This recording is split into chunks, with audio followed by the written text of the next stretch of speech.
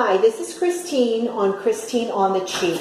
I made a table and redid it using plexiglass, a map, and a border here, which was an L-shaped trim. And then you hammered and nailed the framework on it.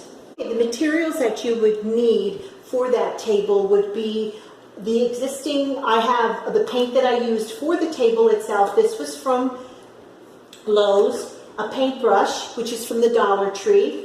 I also bought the L-shaped border, which was from Lowe's, which was for 8-foot span. It was $661, I believe.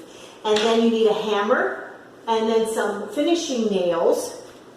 Now the top of the table had a map. This, of course, is a smaller version of it that I actually cut to fit the actual top, which was a 20 by 30, which you then need the measuring tape to measure how long the table is.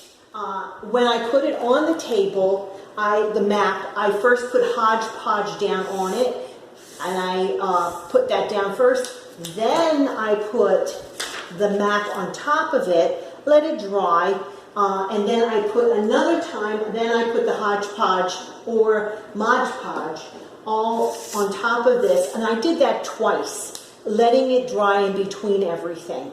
Then I went to Lowe's and bought plexiglass. Now I got this for $5 cheaper only because the man says, oh, this is all cracked, what am I going to do with it? But it measured almost the same amount that I needed, which was a 20 by 30.